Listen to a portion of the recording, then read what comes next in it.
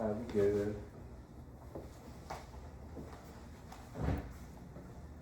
All right. Yo. Welcome back to another episode.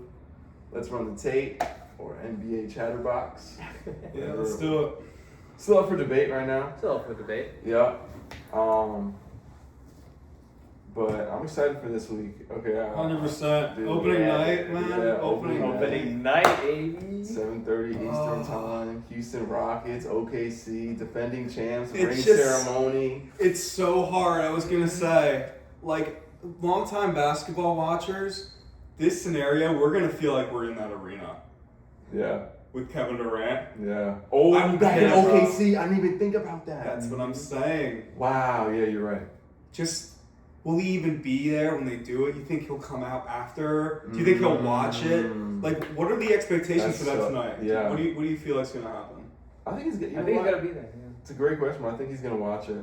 I think he's, he's at the point in his career where he's taking a more like, I don't know, laid back approach the whole time in OKC. I think he's gonna be out there and he's just gonna be supporting. I mean, when you think of OKC, one of the first players that you think of is KD. Number 35, Kevin Durant. Exactly right. Yeah. He was. I would say people would mainly know him as his prime for being on the Oklahoma City Thunder. Really? I don't think he'll be more known for You his think Golden that's State his Warriors team? stuff. I think that is his team. I think they're retiring his number because no one's worn it Yeah. since. So So if you guys were to ask KD, would you have rather won one in Brooklyn or the Thunder? What do you think he's saying? I think he says Thunder. I think it's his number. 10 times out of 10. Yeah, me too. What do you think he says? I mean, from the way he's talked about his time in Brooklyn, it seemed like he really liked it. Potentially, he could have wanted one in Brooklyn because of what it kind of was his own team in a way, Yeah. and he was like the number one guy. But probably the Thunder, I honestly. think because the Thunder, you had so many times where, you could have you could have won the whole thing. Obviously, 2015 and 2016, they both got stopped by the Golden State Warriors, right? And, obviously won an MVP there as well, Kevin Durant. So it's kind of like, you remember all those times where you could have, right? And that's why he went to the Warriors in the first place. So I think his Brooklyn stint was, kind of like a redemption, but obviously didn't pan out. Yeah. Yeah, I agree. Well, let's get some rookie projections. Yeah. 100%. How do we feel about this rookie class? Okay. Oh, we got some good players in this rookie class. I'm excited for this rookie class. I'm What do you so think? No, I think we have. I think we're gonna have a really good rookie class, right? And I do think it's kind of top heavy, but I really like so many of these lottery pick I guys, disagree. bro. I really like so I many of these think lottery this- pick guys. I think it runs deep. Should we start with number one? What do you guys think of Flag? I mean, What does he bring to the table? generational talent, I think. Really? Could be Mm, one of the greats. I don't know. The since he's been in like middle school and high school, man. He's been on a different level than everybody Yeah. else. I think he does it everywhere, all over the ball, offensively and defensively. And I don't know. His skill set is going to translate really well into the league, and I think that he has potential to be an amazing player. Like I said, so I don't know, what do you guys think? yeah, no, I 100% agree. I think he's gonna be a great player. I think his player comparison was Larry Bird. I love that player comparison, right? Yeah. Not because they're just two white guys hooping like that, but it's his style of play. It's the pace that in which he plays at. It's the playmaking Pace, that perfect. Larry Bird was probably underrated for, but Cooper Flag hopefully is properly rated for. His playmaking's been phenomenal. Dallas is going to have him in that point guard role this upcoming season. He's going to get a lot of reps. I think he's going to get a lot of reps around really good players. I think this is going to be really good for the start of his career. And Jason Kidd is the coach. Exactly. Okay, who was the last guy Jason Kidd brought up under his wing? Giannis Antetokounmpo. Okay, studs. Not true. Luka Doncic. Luke, my bad. You're right. That was the last player. That's his track record. That's his track record so far. Right. Some of the greatest players of all time. Yeah. Exactly. And I fully expect Cooper Flag to win Rookie of the Year. Although there's some great rookies that I think will have a great case, but my projection, I wrote down stats. I think he's going to be in the 20 point per game category.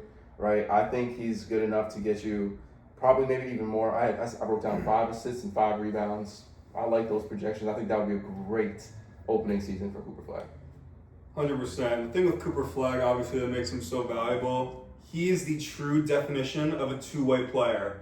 He has the defensive instincts of one of the greatest players of all time already. You can already tell. Yeah. It's there. The defense is there. Yeah.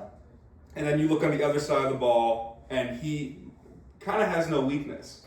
He can pull up from anywhere.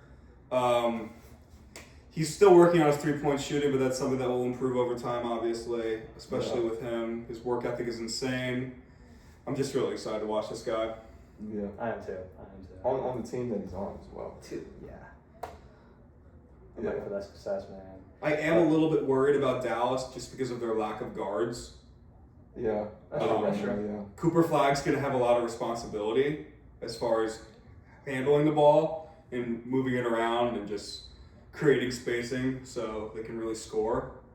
But yeah, I think that's one of the reasons I feel like Dallas might struggle until Kyrie gets back eventually. Yeah, of course. They really they have D'Lo, but as far as like true point guards, it really doesn't exist on their roster. Yeah, of course. But once Kyrie may be projected to come back sooner than we expect. So hopefully, with that recovery going well, I hope to see him even sooner than expected. But let's talk about the number 2 overall pick. What do you think? Dylan Harper. Dylan Harper. San Antonio Spurs. Yeah. So, we have on record. Griffin saying Dylan Harper's prime could be, or Dylan Harper's ceiling could be D'Lo's prime in Brooklyn. Prime in Brooklyn. Yes. Right, which is absolute prime D'Lo, who was an all-star that year, I believe. He was. Dylan Harper is an absolute stud, however, and he has the pace of a veteran point guard as well. I think similar to Cooper Flag, very well-paced guy. Obviously, he's just a naturally slower guard because he's bigger, but super crafty. His time at Rutgers showed consistency, even though it didn't translate to winning. I would honestly say Dylan Harper's ceiling is higher. That's completely fair. I mean, I don't think we should disrespect prime D'Lo, right? I think it's okay to have big expectations for a guy like Dylan Harper, but D'Lo was one of the best guards in the league for 4 or 5 years. Everyone knows that. As far as Dylan Harper, I think he's going to be a great point guard for a long time. Hopefully, he has had some injury stuff in college, and he had recently ligament surgery on his thumb. I'm not too worried about that, but just his lack of athleticism worries me as well. Was D'Lo a top guard in this league? I think D'Lo for 4 years. 4 years. You think he had a prime of 4 years? I do. And from what point? What 4 years? I think his last. His stint was like a year. Listen, I think his last year with the Lakers, I think he was like borderline. What? 9, 10, 8 range. What? I do. Really? Yes. And then when what are you talking about? that last year in LA, then when he got to Brooklyn, obviously he was great in Brooklyn. And obviously after he got traded to the Warriors, I believe, right? Yeah. That obviously that kind of was like. That did not pan out at all. Yeah. That kind of hurt his career a lot. It just wasn't a good fit. I mean, that's a completely wrong play style that D'Lo completely went into. Yeah. That derailed his time. And even his time at the Lakers was always, I don't think it's ever really been like top 10-esque. Yes, 100%. But I watched Dylan Harper a lot in college. The jumpers were there for sure, but it was extremely streaky and inconsistent. He'd have great shooting nights, but also he'd have nights where the shot selection just looked extremely poor. Yeah, I just think the lack of athleticism is going to hurt him for sure. Yeah. I don't know. I expect a lot more from him, man. I agree with everything you have said, man. To me, he's like one of those bigger guards. He reminds me of Cade Cunningham. That's kind of how I see him. I think if he turns out to be Cade Cunningham, It's a good cut. that's a great like. And what's similar about Cade and him, I feel like they're both gonna have a lot of turnovers, but their production their production offensively will just overcome that. And I realize that he's actually not going to be starting. I think they're going to go Julian Champagny, Barnes, Stephon Castle, Wemby, and Harris. Did I say Barnes? Yeah. Wait, so you have Wemby, Barnes, Devin Vassell has to be in that. Devin Vassell's a starter on that yeah, team. yeah, yeah. You think he's going to be the one? No, Stephon Castle. Stephon Castle's the one? I don't like Stephon. I don't like that at all. I, That's not what Stephon Castle does. Yeah, that's not what Stephon Castle does. People I kind don't of know. He's more, but I don't know. That's what I'm pretty sure that's what I saw in the preseason. They weren't starting Dylan. Interesting. I mean, yeah, that kind of makes sense. Wait, can you look up the starting lineup for This verse. Yeah. the Spurs? I'm interested. I'm trying to think, was it Devin Vassell? I think it was. Yeah, it's Castle, Vassell, Barnes, Wemby, Champagny. Yeah. So that should be interesting. Yeah. Yeah, but I think Dylan Harper will be decent for sure. But the defense worries me. He's not too athletic. Yeah. And college is so different. Like, he hasn't experienced this level of interior defense. Not like I don't see him finishing through heavy contact like these other elite guards in the NBA. Okay. Or at least not for his first couple seasons. Like he's I don't see him I that. don't know, bro. He's crafty. I don't think he's that NBA ready. I think he's not a guy who's going to be dominant going into the season. I think he's gonna have a slower year. That's what I'm saying. But I think his ceiling is a different question. Yeah. Let me ask you a question. What's the difference between a guy like Reed Shepherd and Dylan Harper? I mean, his size, bro. Like, just naturally, Dylan. Okay, Harper is size. better. It's 2 inches. I think Dylan Harper's 6'4" and Reed Shepherd's 6'2". Yeah, but it's not necessarily about the height. It's about the Okay. strength of the two. I don't know. I think it's close. That's what I'm saying. And Reed Shepherd does have the shooting on him. But what I'm saying is Reed Shepherd was not an asset on last year's Rockets team. Yeah, that's No. true. Yeah. That's true. Reed Shepherd is a very gifted I don't know, offensive but player. I do feel like Dylan Harper's more NBA ready than Reed Shepherd was last year. All right. I think they're similar to comparison right now, as it is, I guess. Yeah. But Reed Shepherd's a stud too. Like, I think he's gonna play a big role in the Rockets. Yeah, for Like, sure. coming off that bench, you have 40%, dude. Yeah, it's On inter- a rookie contract too. It's insane. And I was watching the preseason game, like last week, it was like 5 or 6 days ago. Hawks played the Rockets. Hawks are playing most of their starters, excluding Dyson Daniels and Jalen Johnson. But Reed Shepherd was like kind of running with the second and third string, and he was doing an awesome job. I think he had 33 points, a decent amount of rebounds, great shooting numbers. Defense was there. I think he had a couple steals too. Reed Shepherd looks like he could be a problem. Think he'd be like a 6 man of the year candidate? Potentially. I could definitely see That that would for be him. so interesting. That would be so interesting. Like if Peyton Pritchard could like be a championship asset, then Reed Shepherd can. I'm sorry. Yeah. That's a good point. Well, yo, Peyton Pritchard's a dog. He Of course. He's different. Of He course, can but they're ball, they're bro. similar players. No, they're very similar. I think Reed Shepherd has a better upside too. Whew. But Peyton, yeah. Nah, he's that guy. Okay, another rookie that I want to talk about. This guy has a lot of hype. He's on the Sixers. BJ Edgecombe. DJ. Obviously, he gives me like you could tell that there's something inside him, right? And my player comparison was Anthony Edwards. I really I think they're very similar in their athleticism, the way they play with the ball. I think Ant is a little more talented in terms of like scoring all around. Yeah, I think he's a way better shooter. Yeah, way better shooter.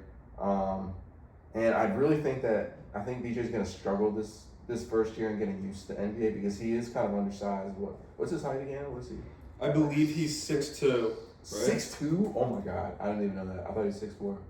But yeah, that's Wait, he might be bigger. Hold on.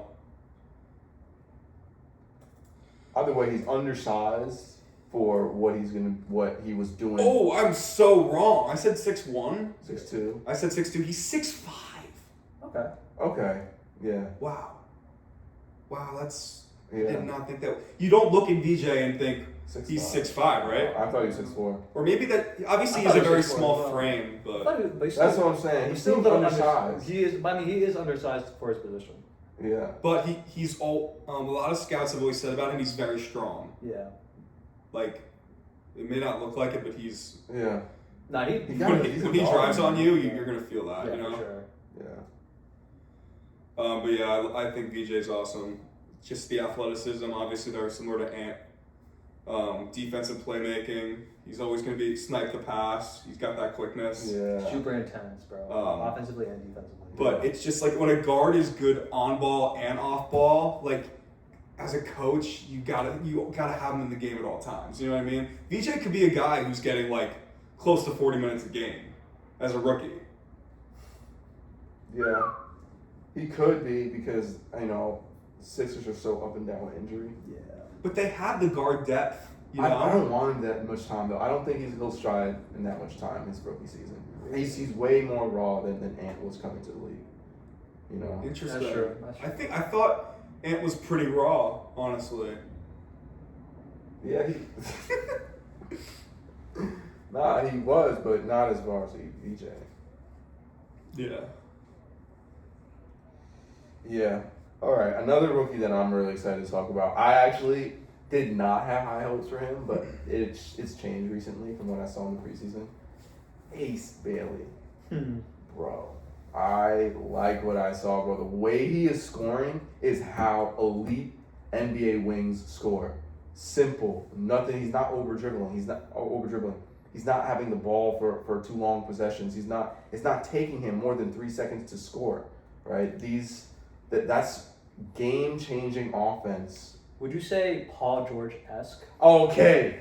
Yes, I would say Paul George-esque. Mm-hmm. It's interesting because Ace Bailey, I think, His When he favorite was- player was Yeah. Paul George. yeah, like Yeah. a reporter asked him through overtime, what's your favorite player of all time? Or the greatest player of all time, and he said Paul George. It went extremely viral. Yeah. And I definitely think that he could be better than Paul George. You know what I'm saying? Yeah, you have quite opinions on Paul George, Yeah. but I think Yeah. there's one difference, though, between Paul George and Ace Bailey right now. It's the I think the... playoffs. Huh? It's the playoffs. I don't know about that, but I think Ace Bailey has a lot of work to do when it comes to his ball handling. I agree. And He's that's better. once he eventually gets better with that, the playmaking's gonna be there. His ball handling? Yeah. Yeah. You- Although his time in college, Yeah, he he had was- a big problem with handling the Yeah. ball, especially Lots under, of turnovers. especially under pressure. It's one of his. I one of would their agree with biggest playmaking, but not ball handling. I think he's super fluid with the ball, especially with his size.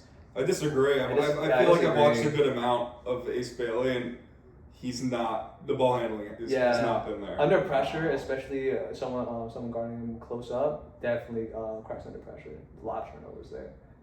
That was one of his big things coming out of Rutgers, is that like his turnovers were a significant hindrance on him. And he's a guy with a smaller frame, so when he's driving to the basket with that weak handle, there's turnovers happening. Yeah, I saw that a lot at Rutgers. definitely. So where do you guys think he'll finish in the Rookie of the Year race? I think Ace Bailey's another guy who isn't necessarily 100% NBA ready. Obviously, like a Cooper Flag. But I do think it's good that he's in the position that he is, being on the Utah Jazz, to 100%. develop to the max. Absolutely, and I think he's a guy who I think could have a similar career trajectory to Giannis. Obviously, not Giannis, but Giannis obviously wasn't a top player in the league for his first 3 seasons, I think, right? I could see Yeah. Ace taking a little bit more It was time. until Jason Kidd got there, so like 3rd or 4th year. Yeah. But yeah, I could see him over time getting a lot better and improving a little gradually every year. Oh yeah, no, most definitely. Especially being there, love to see it. Yeah. Oh no, I'm high on him. I'm high on him. I think he's pretty NBA ready. I think his I ceiling, really love the way he scores, man. I think his ceiling is like Paul George-esque. I can't lie. Yeah, I actually like that. I agree with that. Like ceiling. I think he'd be better than Paul George, man. I think Really. he'd be better than Paul George, bro. Paul George has not been all that throughout his career. What are you talking? Whoa. What does that Ace mean? Bailey has so much more to his game, bro. Wait. I'm not even talking He's about. so We're not much talking more about Ace simple. Bailey right now. We're not talking about Ace Bailey right now. You wanna go there? You wanna go there? You want, bro? Listen to me. Yeah. Obviously, Paul George doesn't have the trophies, but everyone can't have the trophies. It's reality. Yeah. Yeah. Paul George has been one of the best two-way players I've ever watched in my life. But like, don't you think? He's a role player. Don't you think being? Wait. He's a 3-and-D player. But don't you He's- think? He's Paul a George is- glorified 3-and-D player. That's what he is. He takes bad shots, which in the playoffs hurt the team. That's why he's called Playoff Pete. But he is a glorified role player. If it wasn't for this image that we have of him in Indiana, Paul George, if we looked at him as a role player, sure, he's exceeded expectation. As a superstar, Paul George is extremely flawed. At the end of the day, dude, you got to look at it from a numbers standpoint, though. The numbers are there for Paul George. Every single year. Yes, because he's been allowed to take so many shots. What does that mean he's been allowed? We have this image of him as a superstar, and he always underperforms. Look at his time in OKC. He had one good season in OKC. It was crap then. They had the roster. They gave him a pretty good roster. Kevin Durant got further with that roster. That was to Portland in 5 games. That was a huge upset. Okay, so do you think James Harden's a role player? No. James Harden is a way bigger. James Harden is a system. James Harden is. Of course, yeah, he's a system. I just want to see your point. I'll take on that. Yeah. James Harden is a system. Paul George is a role player. That's why, like, even with the Sixers, what is he now? A role player. Nah, well, And he's even, getting paid like a superstar. but even with the Thunder, you thought he was a role I player. thought he should have been a role player. He wasn't, but he should have been. Didn't Paul George almost win MVP with the Thunder? Yeah, I think he was third in finished voting. third. Yeah, 2019. I think he had a really good year. But Isn't Paul George like a 8-time All-Star? yeah, And like Not deserving defensive, of all. I think he's like defensive first team. and I think he's an overrated defender as well. Do you not remember? Oh my God, you don't remember prime Paul George defense? Indiana Paul George. This guy was top 5 in steals every year for like a That was very long early time. career Paul George, and a little bit in OKC. Ever since then, there's been nothing. There's been nothing of this. Dude, he was also very good on the Clippers. And played well in the playoffs. Yeah, I think. And played well in the You playoffs. think he played well in the playoffs? No, he did not. No, he did not. On the Clippers, he had some good postseason runs. There was one I think he played well in the playoffs when I think last Kawhi season, was obviously. Oh, he No, wasn't on the he team didn't. last season. No. Sorry, 2 seasons ago. Nah, bro. Like 2 seasons ago, you think he played well in the playoffs? No, I'm saying 2 seasons ago, Paul George was not good in the playoffs. Yeah, no, definitely. Not. Yeah. There was a lot of times Paul George was not good in the playoffs. Yeah. I don't know. I just feel like Paul Like, George. yeah, like you said, the defeat against the Trailblazers definitely cracked under that. Especially, that's supposed to be his best team, right? Your OKC Yeah. having that stacked ass roster. Kevin Durant went to the Western Conference Finals on that roster. Yeah. Having an MVP on your roster, Yeah. gonna get it done. Have you guys seen like Trey Johnson stuff? Like, have you been following Trey Johnson? Nah. Nah. He was the Wizards lottery pick. Well, I would bet him. I think he's gonna be great. Really? Yeah, Why? he's a great scorer. He can create his own shot, and I just like a young guard like that, who comes in, who can play defense and shoot the 3 ball very well. Do you have any sleepers that you have? Yeah, I actually do. Another Wizards pick, Will Riley. Riley, really? He played at Illinois, had a great NCAA tournament. I agree. He- He actually did. I think, in my opinion, he was the best 3-point shooter in the draft. And I think he can make an immediate impact and be a big-time player for a young Wizards roster who's just trying to scrap some wins together and really develop this young core. Yeah. How do you guys feel about the Wizards' young core? I like it, honestly. I do like Alex Sarr. I think he did develop more than people expected of him. Obviously, everyone says it's a weak class, but I don't think it's that weak. I think people overhate last season's class. Yeah. Let's say that it's super bad, but I genuinely think that they have a lot of good gems inside that rookie class, and he's one of them. Yeah, for sure. They had a lot of international players that us Americans didn't really know about. So I think people just didn't really understand that class was decent, Yeah, you know. for sure. But I mean, I don't know how to feel about the Wizards young core. Maybe it's good, I guess, but we'll see. I guess. Listen, the good thing about like what's it called?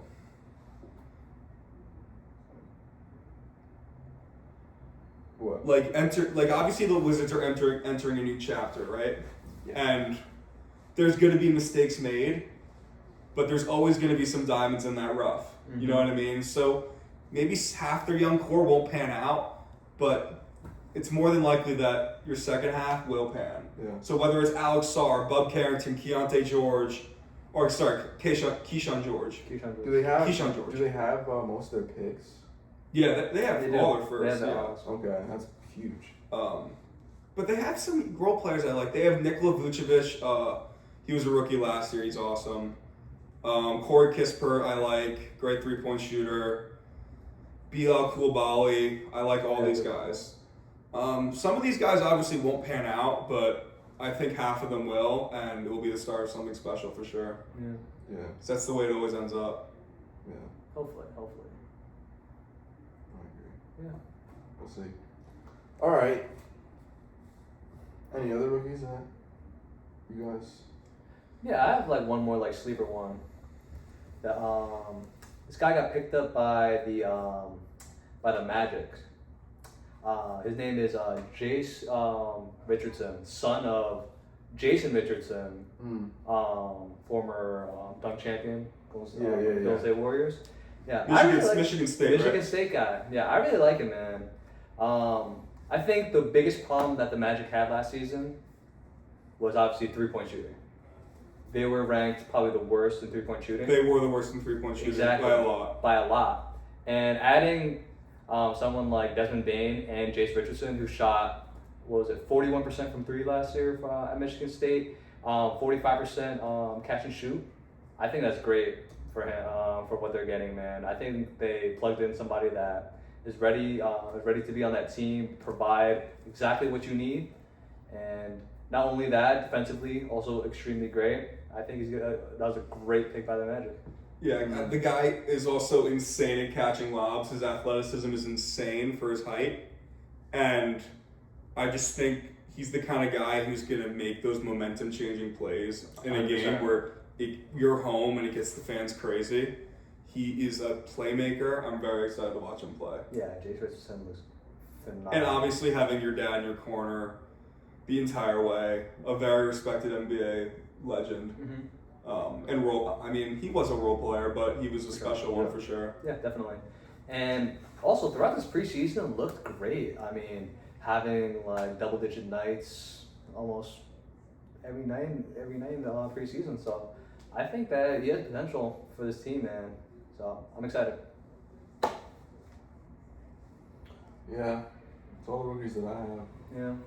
All right, you want to go to the next question? Yeah. Oh wait, one more rookie. Oh. Jeremiah Fears. Oh yeah, Jeremiah. Yeah, Jeremiah Fears, Pelicans point guard. I just think he has a lot of upside as well. He is a little undersized, but offensively, he's clearly special from what I've seen preseason alone and when he was at Oklahoma. I think he'll have a good year, backing up Jordan Poole and potentially taking that starting role. Yeah. Yeah. He's a really good offensive threat, and he's shown that in the preseason as well. And the great thing about that, too, is with the Pelicans roster, with Yves Misi, Trey Murphy, Herb Jones, like they have all these defensive studs around him. Yeah. So Fears doesn't need to be the best defensive player on that team. Yeah. Yeah. All right, we can move on now. All right. I think another relevant question that we should do right now is our top 3, bottom 3. I agree. Okay. Top 3, bottom 3, each conference. I think there's going to be a lot of disagreement amongst us on this. 100%. I don't know. I feel like my picks are pretty standard, but we'll see what we each think is. I want Kai to go first on this one. Okay. So I'm gonna go West first. Okay. I think for first overall seed next year, give me the Oklahoma City Thunder. I think, obviously, this team is bringing back the same exact players that they brought that they won their championship team last year. Man, I think that Shea, consistent player. This team's stacked, loaded, young core like last year, and the best part is they can only develop more. You know, a Chet can develop more, a Shea can develop more, and dude, this is bound to get better. Not just because they're, despite lacking off-season moves, dude, this team is already set up, and they're just gonna get better, man. Shea, obviously, reigning MVP, obviously phenomenal player. This is what I think. I agree to a point where I think this team is going to be a great regular season team, right? I think that they know how to play with one another.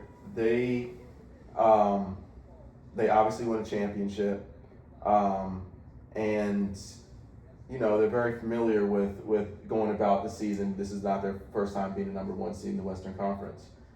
I think they're not going to have a hunger in the regular season like they did the past couple of seasons. Why do you say that? Because they already climbed the mountaintop. They know now if they can make it to the postseason healthy, they can win a championship. And, you know, hopefully no injuries happen. But if injuries do happen, they're going to be in no rush to get these players back on the floor. But that's hard to say, though. Like, dude, this is like a caliber team to do it, though. Like, they understand they can do it, and they know that they can repeat this again. I think that they believe that 100%. Yeah. But they don't need to prove anything anymore. We know that they could win. Yeah, So they're but gonna despite that, they're gonna try their best. They're a young team that's hungry, bro. I don't think so. You I don't, think you they're don't going to finish well. You don't think they're hungry at all? No. At all? No, obviously they are. You can't play without being hungry, but I think they are far less hungry than they have been the past 2 seasons. The past 2 seasons have really been about proving something to the NBA that we're not just a regular season team. But in order to get to the point where you're not just a regular season team, you have to be a regular season team. Yeah, but how much greater was the Oklahoma City Thunder? The entire competition. I think They were definitive best last year. They were. But I don't think that the best regular season record means you're the best team. Yeah, but this still could arguably be the best team in the NBA still. Yeah, What they are you talking could. about? They could. I just don't think they Obviously, will be. championship team. This is an established NBA team that could win a championship. We know this. Yes, we know that. We know that. But even This Denver, is a team to after repeat. Denver won their championship, they didn't finish first. I mean, they had a lot of people leave. That's different. true. You had Bruce That's Brown true, but- leave. Dude, and then you had. I think even after the 2017 Warriors won their championship, they didn't finish first. The Houston Rockets finished first in 2018. They did. Yeah, they did, but that was an historic run by James Harden. Yeah, that was. I mean, that was prime James Harden. Exactly. Oh my God. Yeah, Yeah. right. We'll get to him. But we'll get to him. We'll get to him later. But still, like this is just still a team that I 100% believe could just make it far, man. Like they have all the intangibles necessary to do so. The shooting, the defense, all, and the coaching, top tier coaching. And just the culture of the franchise. Just the culture of the franchise. This is a fun franchise, man. This is a fun team. They have so many draft picks. We know this organization is run super, super well. Like Sam from top Presti's to- that guy. Sam Presti's that guy. He really is. And you can't give enough compliments to this organization in general. And to see them fall off, I don't think. the right way. It's they done funny it the right because way. you think looking forward in the next decade, this team could low-key win like 3-4 championships. Exactly. If everything stays like consistent and everyone stays healthy and they build off these picks and they really customize this roster, like this roster could get even better. It really can. It I have a really question. can. I have a question though. If the OKC Thunder played the Celtics in the NBA Finals last year, who wins that series? The Thunder, absolutely. You cannot say the Thunder. can't not. Thunder. I would say the Celtics. I think everything you're saying about the Thunder, you could say about the Celtics, and I think the Celtics are a better team. So if the Knicks played the Thunder, in Or the not, finals- I don't think they're a better team anymore. So but you think that if the Knicks played the Thunder in the finals, who would have won? the Thunder would have won that. I'm gonna be honest. I'm a Knicks fan. The Knicks got lucky. The Knicks got lucky. The Celtics were a better team, bro. The Celtics were a better team. I don't disagree with that. The But Celtics were one of the I have a best question teams for ever. you. Yeah. Who on the Celtics can guard Shea? Back then, Drew Holiday or Derek White. I think it would have been Derek White. He's not guarding Shea. I mean, no one's guarding No one's Shea, guarding but who's Shea. guarding? If the Celtics make the finals, Tatum is healthy, right? Yeah. But there's guys on the Thunder who can like really contain Tatum. and there are guys on the Celtics that can really contain Shea? Shea. No, they're not. No. Bro, what are you They're not. talking about? There's man? no one who can even come close to containing him. Okay, so Alex there's Caruso? no one. Drew Holiday, I'm talking about containing Jason Tatum, right? and we're talking about containing Shea. So the best I perimeter think- defender of I- all time I think- versus Alex Caruso. I think Alex Caruso does a better job on Tatum than Drew Holiday does on Shea. Is that not a Okay, so then 100%. tell me, Yeah, you lock him down. Exactly. So tell me why I went to 7 games with Indiana. bro? Is And Shea played poorly in the NBA Finals. Yeah. So tell me why. Who's guarding Shea then? I That's think better there was. than Drew I Holiday. think it was fatigue for sure. So it's fatigue. So But I that think doesn't that was matter? part of it. Okay. How is that not part of the conversation then? bro? They were playing an Indiana team that has that play style. What are we talking about? And the Celtics are You in think- pace. The Celtics are right behind them. Those are the fastest teams in the league. I think it probably goes Indiana, Cavs, Celtics. Those are the fastest teams in the league last year. But I think the way that Indiana plays is way different. If Indiana and the Celtics played each other, who would have won that series? Indiana and the Celtics played each other, who would have won that series? Who knows? I was gonna tell you. Who do you think would have won?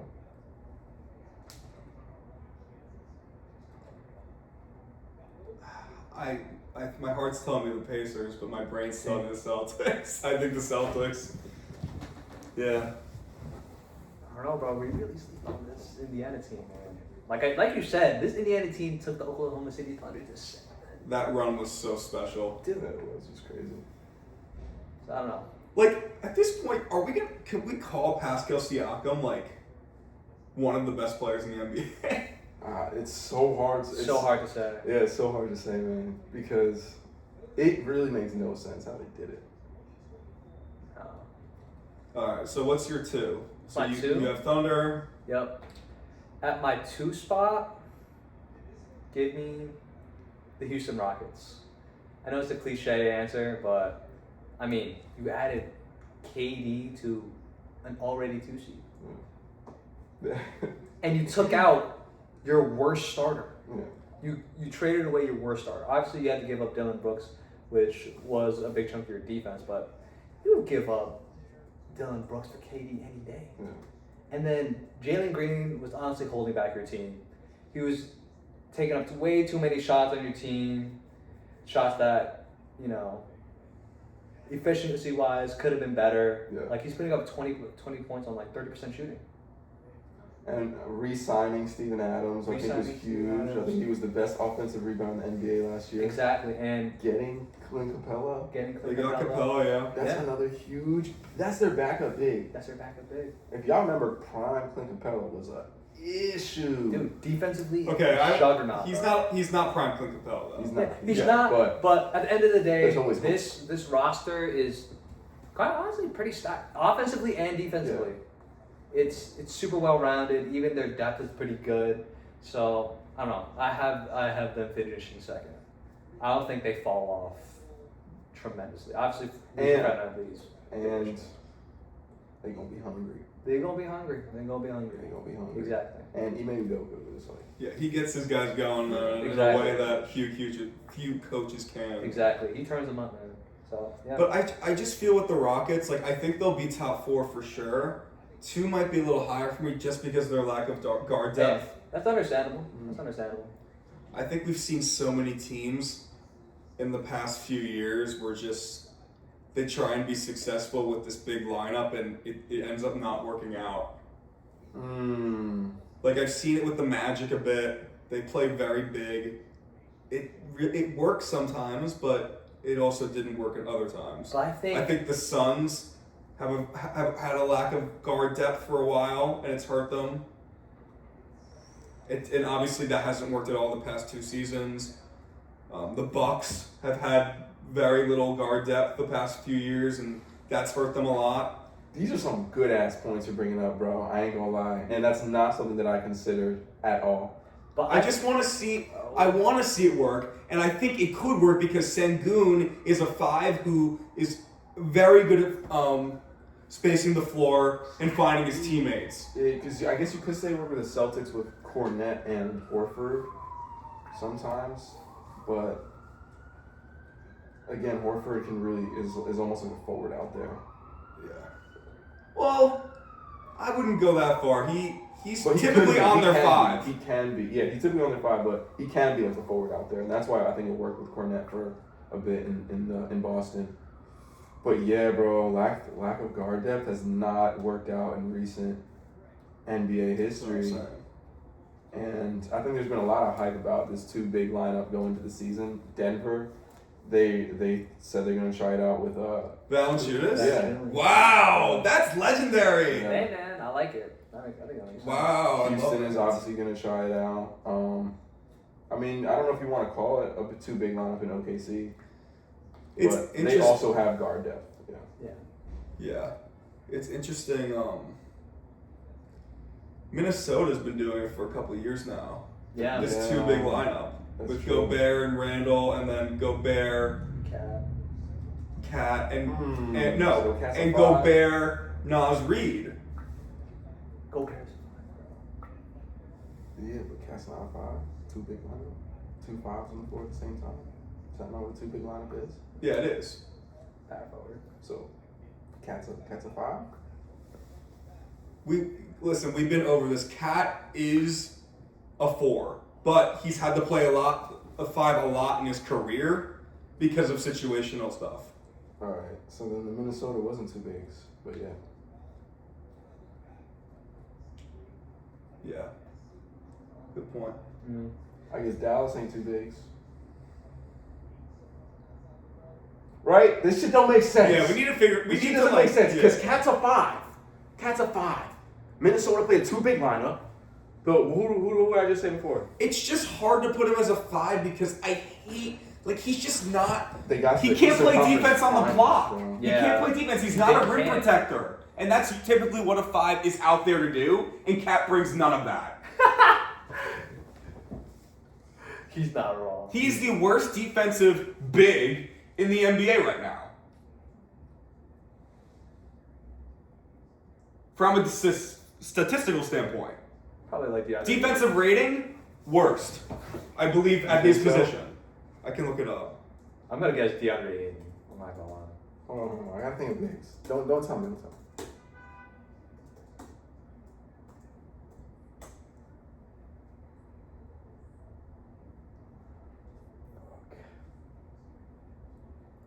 Either way, he's a 5. But I don't know. Maybe he's not that good of a defender. I'm not gonna lie. But he was 5. He's a 5. When he plays the 4, He was the 4th. First was Sabonis. Second was Okongwu. Third was Turner. Turner? Wow. Alright, well that stat clearly is flawed in a sense. 100%, yeah.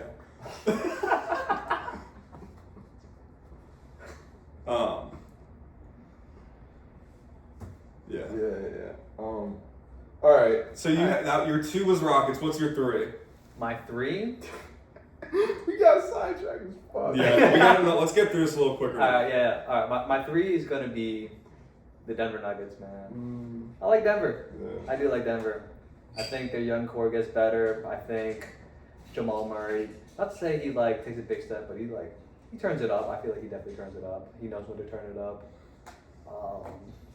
They took out another like obviously most streaky player in the league, bro. Michael Porter Jr. Michael Porter Jr. How do we feel about that trade with Cam Johnson? Do you think Cam Johnson will bring a bigger impact to that roster than MPJ? Yeah. Yeah. Why? Consistency shooting. Yeah, and less usage.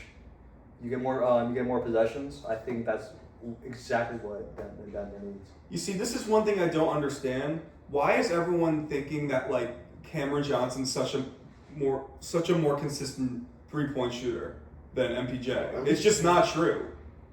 I think Michael Porter Jr. is a better 3-point shooter than Cameron Johnson. From a number standpoint, let's look at it. I mean, you have to look. Cameron Oh, Johnson number literally had to standpoint, carry the I think Brooklyn it's Nets. Cameron Johnson. No. When you have someone like Jokic who elevates players like that, 37%, some shit like that. like in Denver's system, Michael Porter was just like allowed to like. Michael Porter Jr. is have those 40%. 40% for Michael Porter Jr., 39% for Cam Johnson. Okay. And that was from a wide open Michael Porter Jr. or like obviously open shot. When you have when you have a Nikola Jokic that can get you open in space because he's such a problem, of course your number's gonna look good. Fair, and I bet if we go back to the Suns years with Chris Paul, Cam Johnson was definitely at a higher percentage than 39. Exactly. Like obviously his numbers are gonna regress from Brooklyn because you have to carry the whole load. I mean, he was the number one option on Brooklyn. I think it's gonna be interesting to see Michael Porter Jr. on Brooklyn. See if like, Dude, what is he as a player? Is he just a role player? I or think is he's he... Jordan Poole. I really do. I think he's Jordan Poole. Interesting. Yeah, I don't think he's as detrimental to your team as Jordan Poole. I think he's just a guy, though. I'm not gonna lie. Just another guy. So yeah, give me the Denver Nuggets. All right, let's move this along.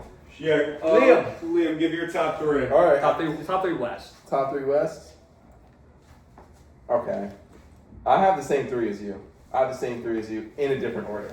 Alright. In a different order. I like it You know though. what I'm I like saying? it. So first, I got the Houston Rockets. I knew it. Right. I knew it. Because the hunger factor, man. They have so much to prove, bro. Kevin Durant has so much to prove this season, which is something that we'll get to. I don't know. This is a huge year for them. So I think they're gonna want to perform the whole entire year, and they're gonna do everything they can to do that. Second, I got the OKC Thunder. Okay. Again, I think they're Okay. So exactly they're all together, and they're gonna have a great team together. But they're gonna probably sit out guys certain nights because it's not about the regular season anymore. They're competing for chips every year from this point going forward. And then third, I love the upgrades Denver Nuggets made over the offseason. I think that they're not, what did last year they finish? 4th or something. They always finish in the middle of the pack somewhere like that. This year, I think they'll be able to, hopefully everyone is healthy and stays healthy. They'll be able to kind of have some more regular season success there, but you have prime Jokic. you have Prime Jokic. Prime Jokic and good 3-point shooting around him, and hopefully a Jamal Murray that plays, the way Jamal Murray can play. Yeah. But the honorable mention I needed to mention. You had to say it. I had to You say had to it. say it. I had to say I it. know you gonna say it. My San Antonio I fucking knew Spurs. it. My I knew it. San Antonio Spurs. If they creep themselves in this top 3, I wouldn't be surprised. Yeah. I love what I see from San Antonio. I think they're gonna have a huge year. I think Wemby's gonna have a huge year. We knew this, but Griff, I could see it, man. I could see it. let me hear your West. My top 3 West. 1, I'm gonna have to go Thunder. Last year, Thank you. historic season, incredible record, great team, Yeah.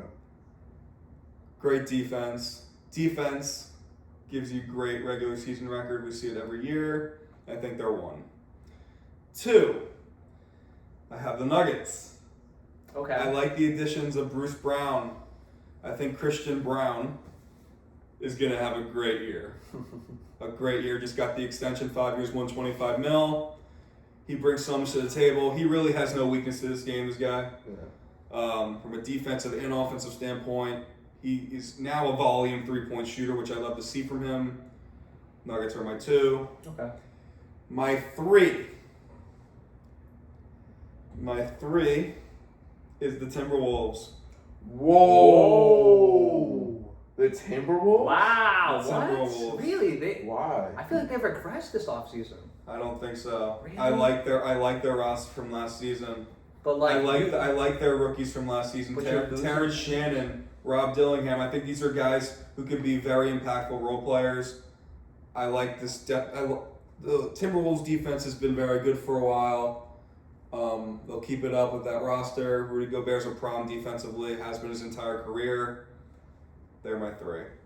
Why, really? Yeah. What do you feel about them losing like deep players like Nickeil Alexander-Walker, obviously? Nickeil Alexander-Walker, yeah, that definitely hurts for sure. And But obviously- again, they And have do you this. see Julius Randle playing the same way that he did last year too? Yeah, I don't see why not. This guy is so self-motivated, and he's at such a good point mentally, and I think he is going to have another big year. Numbers-wise, it will probably almost look like all-star numbers. Obviously, he won't be an all-star, though. Yeah. Probably around like 21, 22 points a game, 8 or 9 rebounds, and potentially getting at least 5 or 6 assists a game. This is a guy who controls the game so many different ways, and yeah, I think Julius Randle has a big year. Gobert has a good year. And Ant-Man has an MVP-like season, not necessarily MVP, but he'll be in talks for sure. Okay. Interesting. All right. What about the West bottom three? West bottom three. I don't really think about that too much. I'm not gonna lie. Let me name mine. I think someone might be disappointed. I think both of you might be disappointed. At the 13th seed, I got the Phoenix Suns. I think they're gonna be pretty trash this season. That bad? Yeah, in the West, yeah. I think the Phoenix Suns. The reason I have them higher than 14th or 15th is because you have Devin Booker, you have what's his name? Jalen Green? Yeah. Dylan Brooks? Dylan Brooks. Dylan Brooks, I think, is a really good player. They have Malawat or whatever. Yeah. Yeah, I think he's gonna be a good big for them, but I don't think they have a very good team in the West. It's really competitive. New coach this year, I think assistant from Cleveland, which is going to be good for them. You know, I love how Cleveland played this last season. But yeah, I don't think they're going to. I have low hopes for them. 14, I got the Utah Jazz. I think they're in this rebuilding phase, and it doesn't necessarily benefit them to finish high. Obviously, they have Ace Bailey, which I hope he pans out well, and Walker Kessler, which he had a good season last season. Yeah. And then with the 15th, rounded off, I got the Portland Trailblazers. When I really looked at it, I just couldn't see them finishing anywhere else. I think Utah's a better team, and I think Phoenix is a better team, and I had to put them at the 15th spot. As much as that kind of hurts me with Drew Holiday, and yeah. Yeah. No, I mean I don't have mine on the top of my head. Okay. For me, I agree with you. I think the Suns roster just doesn't compare to the rest of the West. I don't think they can compete. I also think the Jazz will be there, probably second worst. That 14 spot, I think I have the Jazz. And then I think I have to put in the bottom.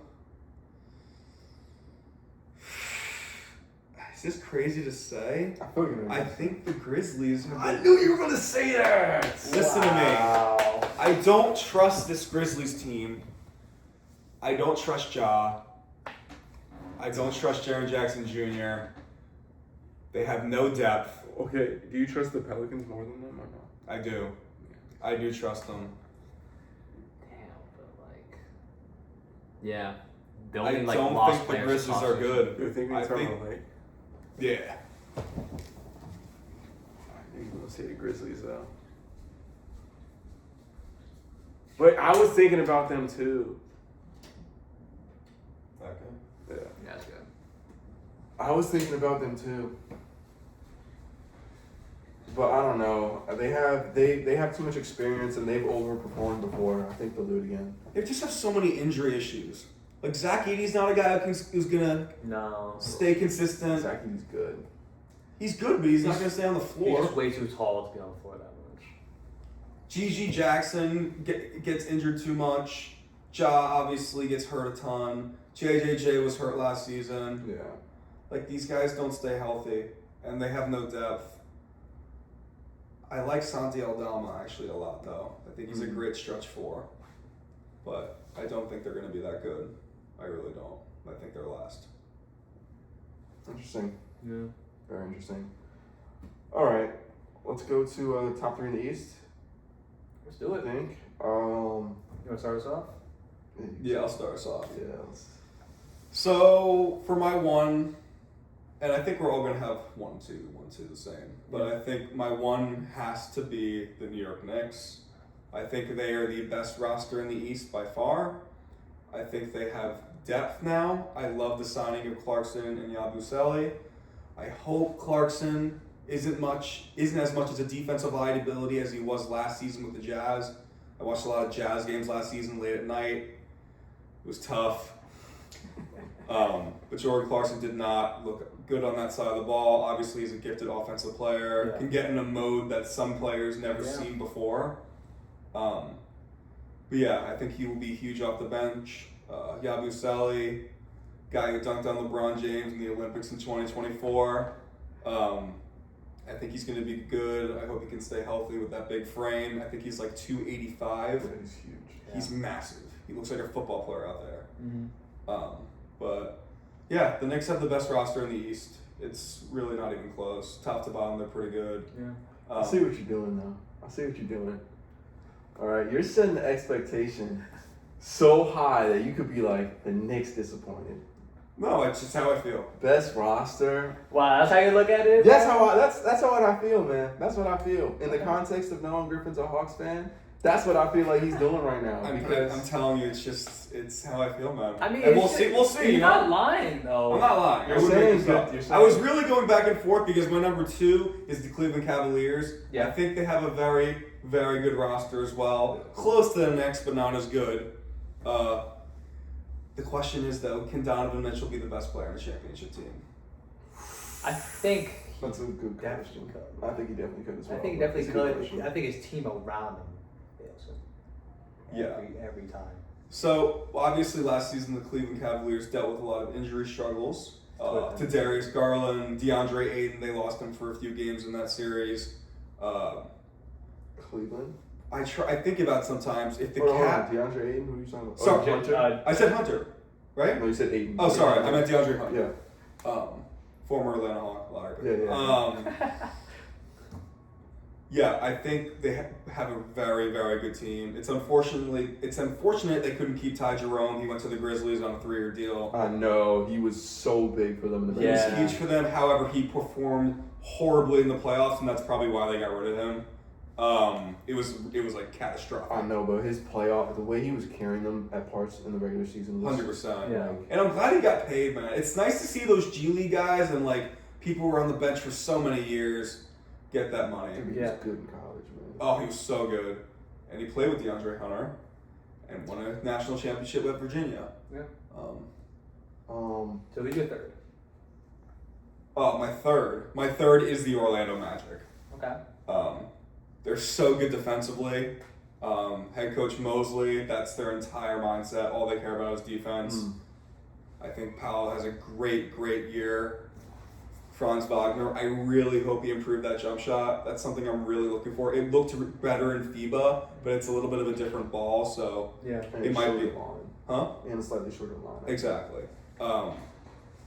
But I think that the Magic will be the third best team in the East this season, just based off defense. Okay. I really, really want to see him get a true point guard in there at some point. I think that would be a game changer for them. But that's a later issue. Yeah, Yeah, for sure. Okay. All right, mine's not too far off from yours, but I definitely, same 3, different order. My first, I got the Cleveland Cavaliers. I think that, again, a team that has a lot to prove. I'm big about having something to prove, right? Cleveland came off a really bad playoff, and this is not the first time they had high expectations going into the playoffs and then disappointed. This is going to be a big year for the Cleveland Cavaliers, Yep. right? Whether or not they can actually consider themselves contenders. So I think they have a lot to prove. I love the way Kenny Atkinson runs his offense. The speed that they played at last year, the way they pushed the ball up the floor was super, super cool. And a coach that I wasn't sold on after his time in Brooklyn, but Cleveland, he's an elite mind in this NBA. My second team I have, the Orlando Magic. Like everything you just talked about, the Orlando Magic, they have the defense, they now have the shooting. They have a lot to prove to everyone after giving up. How many picks did they give up for Desmond Bain? Was it 6 or No, I believe it was 5, right? 5? Wait, hold on. Time out. Yeah, You got Knicks finishing third. I got Knicks finishing 3rd. Whoa, hold up. Let's talk about that. Dude, Why do you say that? Because I don't think that 4. they're- It was 4 for Desmond Bain. 4. Okay, less than I thought, but So the Knicks fan thinks they're gonna finish third. I'm a Knicks fan. Look, Wow, I'm dude, shocked. it doesn't really matter where we finish. As long as we make the playoffs, it doesn't really matter where we finish. With the roster we have, the Knicks. we have nothing to prove, man, besides for playoff success. It doesn't mean anything to get the number 1 seed. It doesn't, but I'm shocked that. I think that we're gonna have an up and down regular season. This is a totally flip in system and mindset from Tom Thibodeau, and we've already seen Cat's slight discomfort in the offensive system. And he had an interview, and he was like, he's basically uncomfortable. I think it's gonna take a little bit to get used to. I think by the playoffs they're gonna be in tip top form, but I don't think they're gonna finish in the top 2 seeds. Okay. Yeah, I get you. I think the other 2 teams are too hungry, and they have the talent to do well in the regular season. Okay. Yeah. I got you.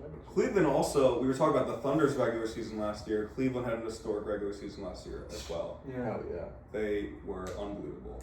I mean, I was in the beginning of the playoffs. I was like, it could be Cleveland OKC with Cleveland winning that. Like, Yeah. I Cleveland told was everyone so I good. knew that I think that the Cavs are going to the finals. It's not a hot take. That wasn't a hot take last year. No. Exactly. But I remember you did say stuff about Indiana before they went on their run. Yeah, you did call Yeah. shout them out, Yeah. but Call I it. respect it. Um, But yeah, I like it. yeah. You know, I had the exact same starting 3 as each of you. Yeah. I think those are solidified. Yeah. But I had a very familiar order then from one of yours, and I think I gotta go with Griff, man. I put the exact same thing. Yeah. Yeah, man. I think the Knicks. Knicks are not finishing first. I They guarantee they the Knicks gonna aren't they gonna do finishing well, first. man. They gonna do well, and I do like Orlando. You guys don't know the Knicks. That's the thing. Y'all don't know the Knicks. The Knicks aren't finishing first. That's not what we do. We've never done that. Okay, that's not. But we can dream. I love dreaming too. All right, let's quickly do bottom 3 and then let's get going Yeah. because I think we're gonna have to skip some questions today. All right, my bottom 3 in the East. Okay. Yeah, I'm afraid to say it, bro. Number 13, I got the Hornets. Okay, Okay. I think the Hornets have a decent roster put together. If they stay healthy, I think they could. I think they just have a better roster than the bottom 2 players, and they have more established players than the bottom 2 players. So they're at my 13. My 14, I got the Brooklyn Nets. Don't really got to say much about them. I think what's his name? Nick Claxton. I think he's a good big man. I think. What? You don't think Nick Claxton is a good big man? Not He's really. alright. Is he not your best player? Yeah, he is, but like that doesn't mean much. I would say Cam Thomas is better. I I don't don't know. know about that. Bro. I would say Cam Thomas is Bro, better. Nicholas Claxton has been a very. He's serviceable. Cam Thomas could be good on no other team but the Brooklyn Nets. That's not true. You think if you put him on any other He's team, not a championship player. he's not a championship player at all. Why not? He's Wade, bad shot selection. Bro, that's something he Amount can, of time. that's okay. If his Bad only field goal if his percentage. only issue is bad shot selection, then that's not a big deal. bad shot That's selection. something that can improve. Bad field goals. Jordan Poole has a bad shot selection. He won an NBA championship. That's cause. Okay, you're right, and that's an anomaly. Yeah. It's an anomaly. Cam Thomas is just not. What do you think? What do Okay, you let think me ask Cam you something. You think Cam Thomas would be a third option on championship team? Of course not. But let me ask you Oh, something. well, then what? Listen, let me ask you something. Yeah. Cam Thomas bet on himself. He didn't sign the 1 year. He was offered a 2-year, $30 million contract, but took the 1 year, $9 million because he thinks he can be. He thinks he deserves the money. So do you think that isn't the case? Do you think he shouldn't be making more than $10 million a year? Do I think he As should be one of the making more? best shot creators in the NBA right now? Do I think he should be making more than $10 million? Yes. God, he's a gifted I mean, scorer. yeah, no, He's I a think gifted I scorer. think he's worth more than $10 million. That's what I'm saying. But I don't think he's worth much. I don't think he's worth over. If you're building a 25. championship team, you do not want Cam Thomas. Yeah. If he can't be, if he is, if his biggest thing, his best thing is creating, and you don't want him to be a top 3 player on your a top 3 option on your team, then what like where is he playing? Yeah. That's not a I contender. think I don't see him as a starter. I see him as a role player. 6 man. Exactly. I don't see him as a role player because of the way he scores. The way he scores, Yeah, is catch and exactly. shoot. The way he scores is he takes more than 3 seconds with the ball. Yeah. You know what I'm saying? But would you call Jamal Crawford a role player? But that's not. No, that's a good question. Like, I what's think- the wait? I Can don't I think ask you that's something? comparison. What's the difference between Jamal Crawford and Cam Thomas? Different era. No, that's fair, but okay, then we're comparing him to 6 men. Okay, have So you seen that's- what 6 men? How much of does the Jordan year- Clarkson make? Jordan Clarkson at one point was making a ton of money in the NBA. Let's look at his career earnings. I think I that's think he also deserves like different. less than Jordan Clarkson. I think that was just also a different era too. This season, Jamal Crawford was just a different. Jordan era. Clarkson's past his prime, dude. I think Jordan Clarkson's a better player than Cam Thomas. Right now. Yeah. I come on, dude. That's not fair. I don't think that's fair. Why? Because Jordan Clarkson is like not like it's not fair. He's kind of at a point where he's almost washed almost. All right, so how much money does he make? He's made $138 million in the NBA. Oh, okay. It's relatively small contracts. He signed his first big deal, 4 years, $50 million with the Lakers. Then went to the Jazz, made 4 years, $51 million. Then went to the Jazz and signed another extension with the Jazz for 2 years, $28 million. So you think that Cam Thomas deserves more than that? I think Cam Thomas doesn't deserve $10 million. I think he deserves 20, 22, 3. Okay. I think 20 Okay, tops. that's fine. I'm okay with that. 20 Yeah. tops. Cam Thomas is gifted. He's gifted, man. I just don't think. But I do agree with you that he in Brooklyn does not make sense. I don't think he just contributes to win. Just because you are, If he's a 6 man, I think he's probably a really good 6 man. that's what I'm saying. I don't think so. Think he's a starter? I don't think he's a starter at all. I think he's just like another player off your bench. 20 mil player off your bench?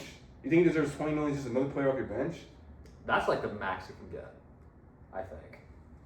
Obviously, he deserves less than Dyson Daniels and Christian Brown. Yeah, Of course. no question.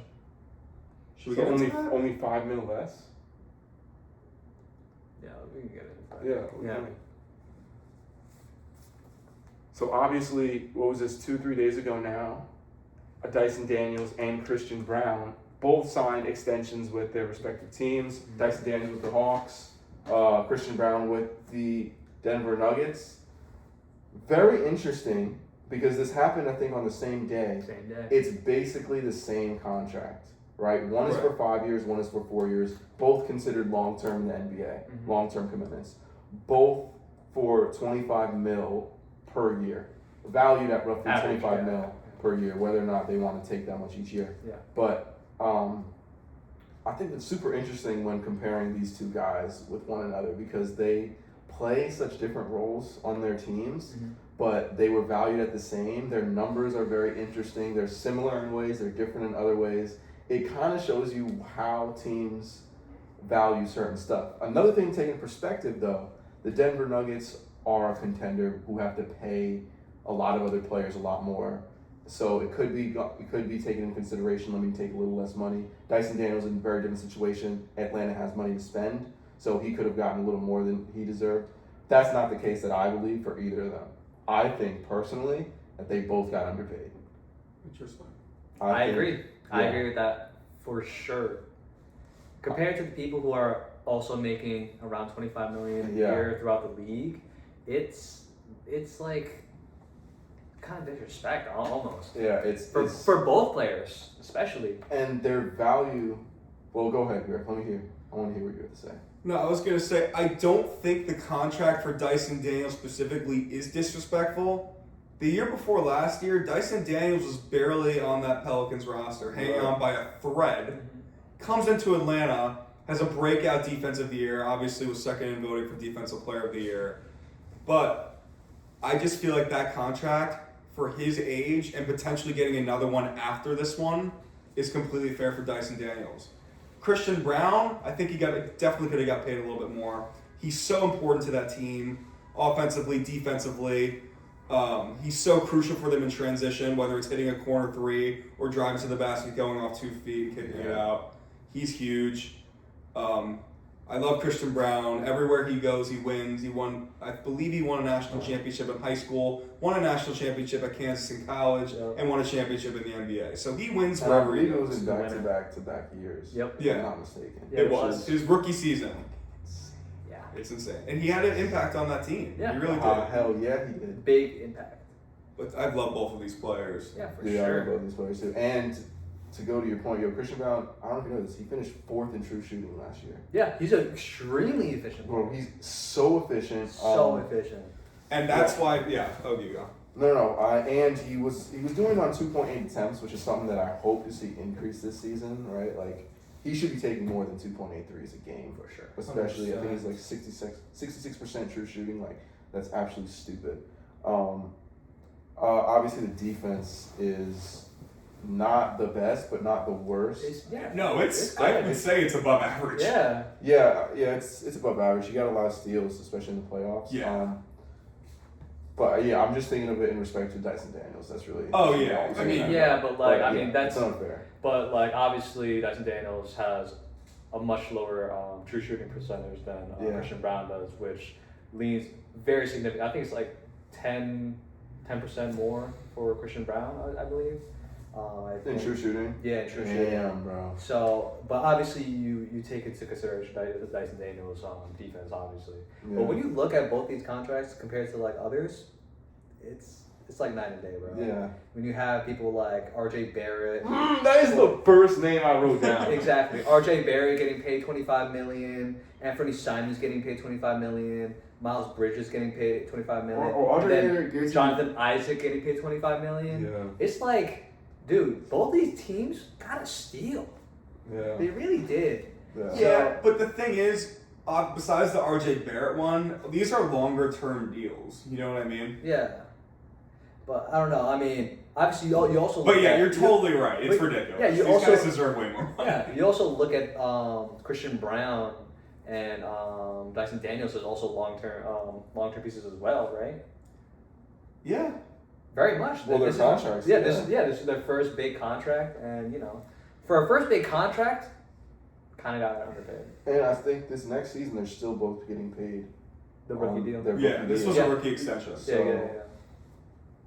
So. Dude, yeah, that's such a good But setup for the you see, future this for is- both of those teams. This is what happens Oh with my good gosh. organizations Yeah. when they sign players early. You know what I'm saying? That's unbelievable. That's the one thing that And even like organizations- a little unrelated, but you look at a guy like Peyton Pritchard, he got absolutely effed because Yeah. before he like really broke out, he signed a 3-year, $33 million contract.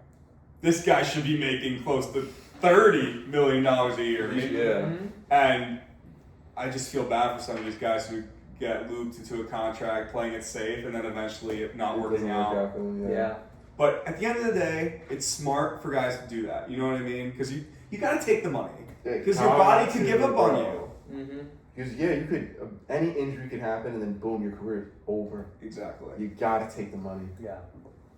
But you feel like guys like even Dennis Schroeder, he didn't sign Didn't the take the money. 4-year, $84 million deal with the Lakers. Absolutely Bet on got himself. He fucked. bet on himself. He thought he could get over 100 mil. Ended up signing, I believe, a 2-year deal with the Raptors for $24 million. And you know what though? I think he's criminally underrated too. Oh, Oh, very much. we can get into that another time. Another time. Yeah. But But yeah. yeah, I think yeah. I like it. All right, let's go on to the next thing. Yeah. Yeah. What, which question? Which question? We could skip. You want to skip the next one? What's the next one? We're talking about what was I it? don't remember the order. That's my thing. Jalen Duren. Jalen Duren? You mean Jaden Ivey? Oh yeah, Jaden Ivey. Yeah.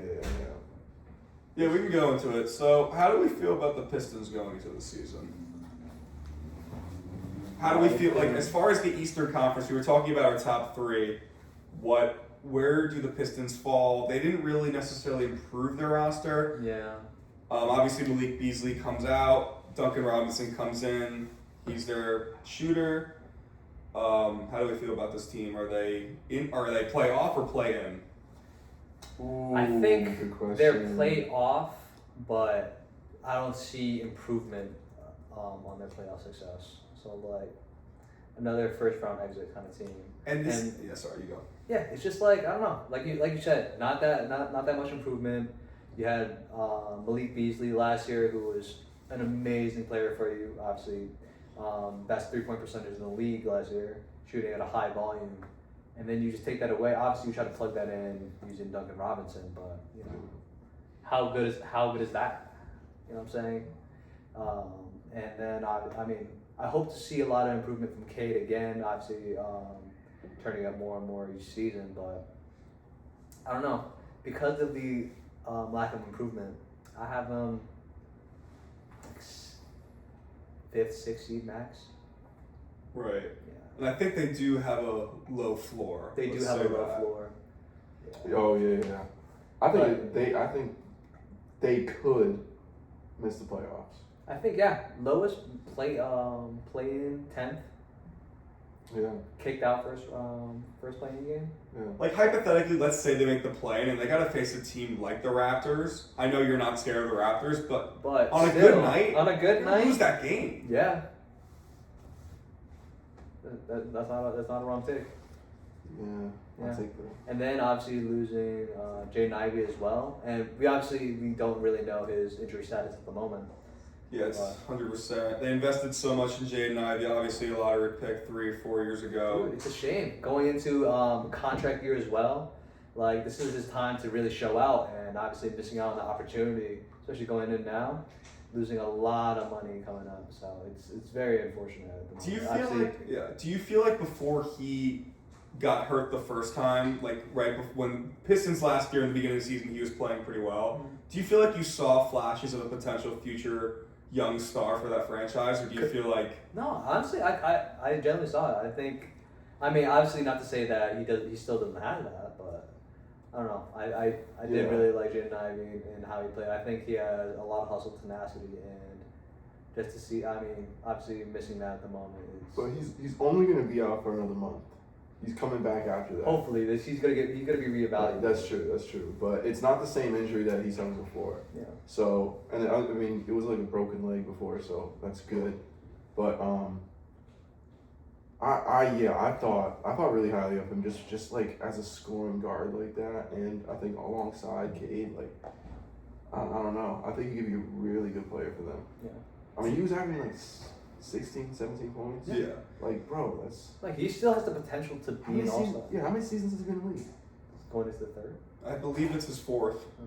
So Oh, it is he was his doing point. that in his second season, averaging like 16, 17 points. Like, that's insane when you really think about it. Yeah.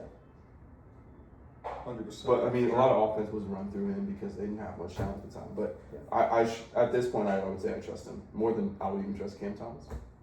Right. It's funny. I felt like when Jaden Ivey was a prospect, he reminded me a lot of VJ Edgecombe this year. Very athletic. Not the best pull up yet, but something that could potentially develop, Yeah. right? And just shooting overall consistently. I thought very similar to those two prospects, and I think they are similar. They're similar players. Yeah. Yeah. I don't think at all. Shall we move on? Yeah. Let's do it. Let's get to the juicy stuff. Oh yeah, there's a lot of juicy stuff. All right. Let's do top 5 centers.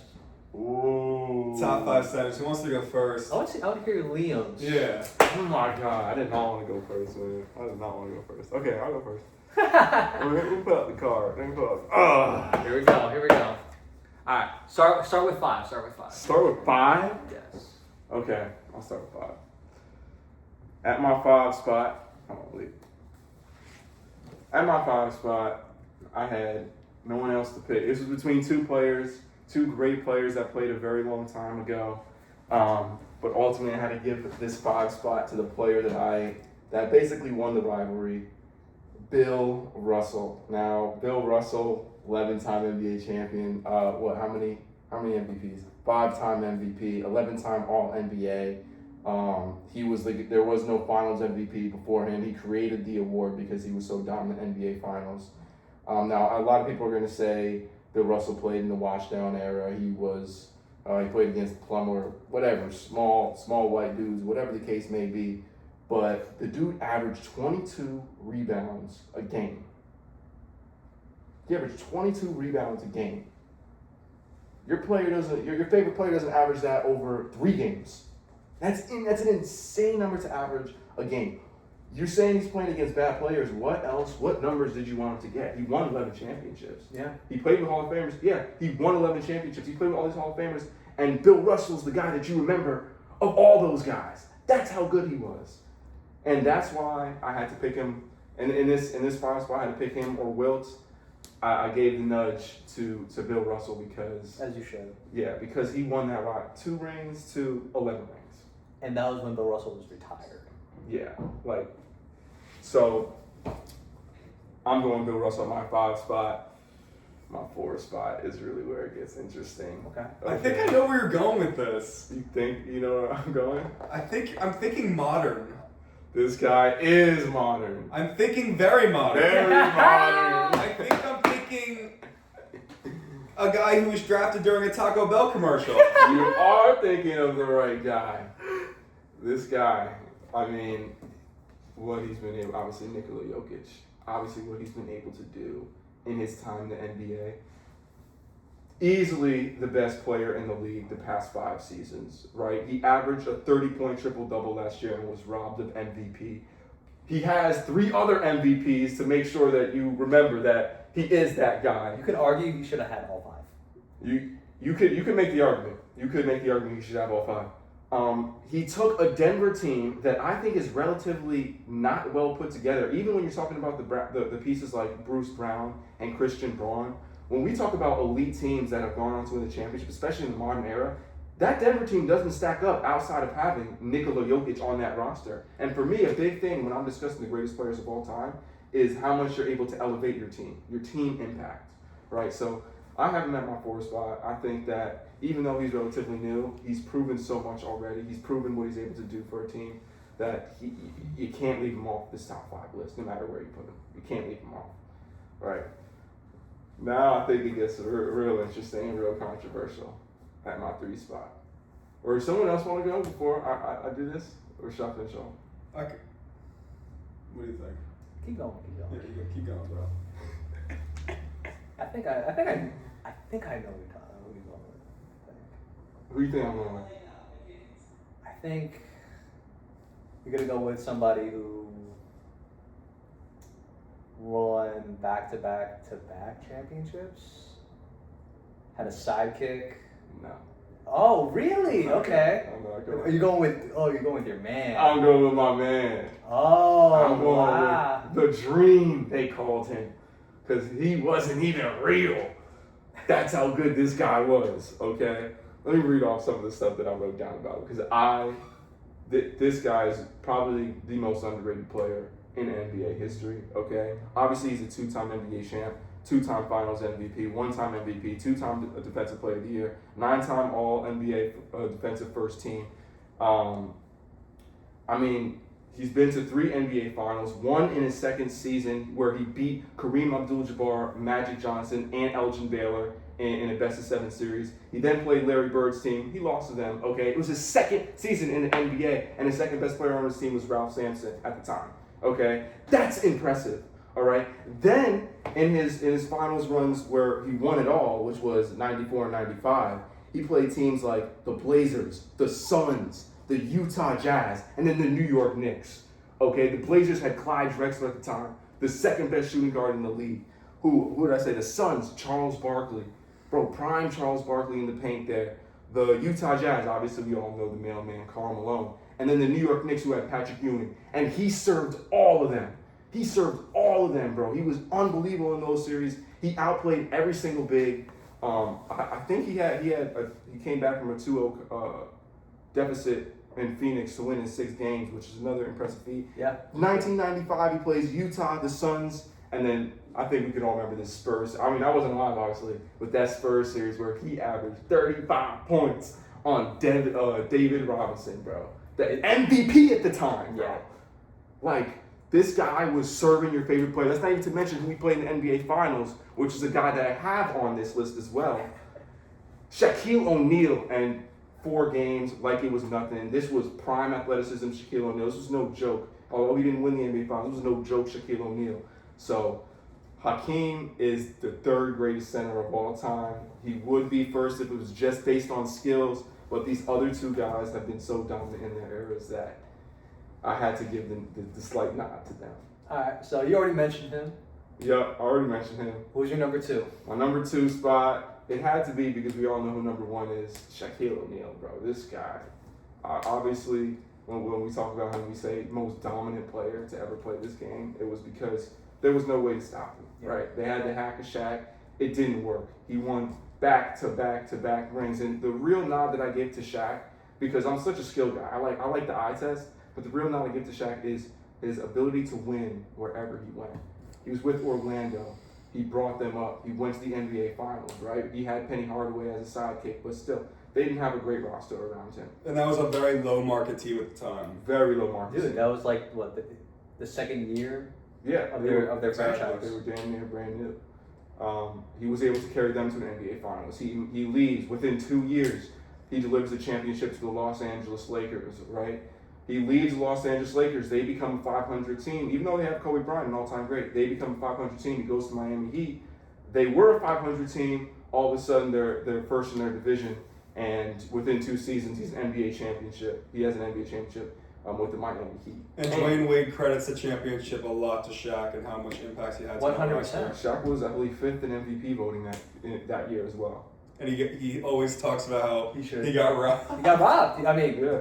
I think he did. I mean, yeah, you could. There's a really good case for him getting robbed. So, No, he got robbed. yeah. For sure. And that aspect of Who winning. won it that year? Steve Nash? Steve Nash. Yep. Yep. But that aspect of winning, is something you can't get. And Shaq was able to reach that mountaintop. Yeah, for sure. And then obviously the last one, the obvious one, Kareem Abdul-Jabbar. I mean, this guy, of course. this guy, 6-time NBA champion, 2-time Finals MVP, 6 MVPs, 10 Finals appearances. He had basically 2 primes, 1 in Milwaukee, a second in LA, and then you can argue a third in LA. Most accomplished Player of all basketball player of all time. time. Yeah, That's enough said.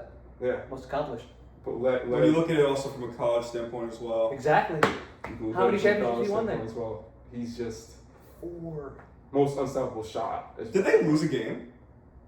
That UCLA team, I think they were undefeated the whole I don't think they might have Yeah. not lost a game that Yeah. in year. the 4 years. The 4 years. With John Wooden. I mean, they were 4 times. They definitely lost a game with John Wood. There's no way that he went. Look this up. I think they're 4-time champions though. I think they're 4-time champions as well. Yeah. That's insane, bro. Yeah, like I said, most accomplished NBA player of all time. 3 consecutive national championships. He went 88-2. 88-2 at UCLA. Unbelievable stuff. You don't hear That's that how anymore. dominant he was, bro. Bro. He was that good. Are we talking about Shaq dominance? No. Shaq didn't have that kind of No, effect. not even that. Nah. Not even that, bro. Obviously, different eras, like by a little bit, but let's put some respect on Kareem's name. 100%. 100%. So that's my list, man. I love my list. I think I got the best list. You Even though got I- a good list for sure. For I have sure, a lot of for the same sure. players. I like your list. I like your list. Oh, you have all the same players as me. No, not all. Oh, okay, okay. Me neither. It's really not that crazy. Alright. So for my 5, I'm gonna go Moses Malone. No, I'm playing. Who are you, Mad Dog? who was that? What that was? I think it was that. It was Mad Dog when he was saying that he. Moses Malone was better than who did he say? Say Shaq. Nah. What did he say? He said Shaq. Oh, Was it wow. Shaq? It was Shaq. He said Shaq was the fifth best. What is he? Yeah. What The is he? sixth, the sixth or something. Fifth or He said sixth fifth, best sixth? center of all time. And then Jason Williams and Stephen A were like, Huh? Shout out, Matt. Moses Malone. I was gonna hear you out though. I was Word? really gonna hear you out. Hell man. no. I was He's not thinking. top five. Let's be He's real. not that one-time champion. No, please stop. He's got an MVP though, right? He was Yeah, good. he had MVP. Shout out Moses Malone, but Yeah. he's not really close to that discussion. At 5, I have Nikola Jokic. Ooh. No okay. disrespect to him, bro. Yeah. Top 5 center of all time. Like, Yeah. you gotta give it to him, man. Yeah, He's yeah. super well-rounded. Probably, I mean, our generation's best player by far, and it's not even close. Obviously, like I said, he could have won all prime years, five straight MVPs. Could have, but man, he's just so dominant, man. I So think dominant. Embiid deserved an MVP, but yeah. Hmm? I think Embiid deserved one of those, but Totally disagree. But nonetheless, Nikola Jokic at my 5. At my 4, give me Bill Russell. Ooh. Obviously, like you said, Yeah. but just when it comes down to, I think it's the accomplishments. Obviously, we don't have full stats on Bill Russell. He was so long ago, but like obviously, when it comes down to it, I put him there because of accomplishments. One of the most accomplished players of all time. You don't have all the same players as me? Huh? You don't have all the same Well, I players? have exactly all the same players. Oh, I was about to say. Okay. Yeah, but yeah, he's Yeah. Bill He's fucking- Russell is fantastic. He's absolutely Like he the put up, star player during a time of repression and against black people and stuff. And even despite all that, he was the best player of his decade. And so much respect for that. And obviously being super great and being during a time where It was hard to do that. It was hard to do that. Yeah. It was hard to be great. And he put up those numbers that are mythical. Yeah, exactly. Like there's no one gonna put up those numbers ever again. Exactly. So. So Yeah, Bill Russell, 11 championships, most decorated player in NBA history. Yeah. Gotta give him that. So, at my 3 spot, give me Hakeem the Dream. yes, sir. Hakeem Olajuwon, man. Like Mhm. everything you said, man. Dream shake, man. Man, he's not only one of the best offensive players, but arguably the best defender of all time. But the impact that Hakeem Olajuwon had on the court was unlike no other. Mhm. Unlike no other. And obviously he played during a time where he went up against one of the greatest players of all time, Michael Jordan.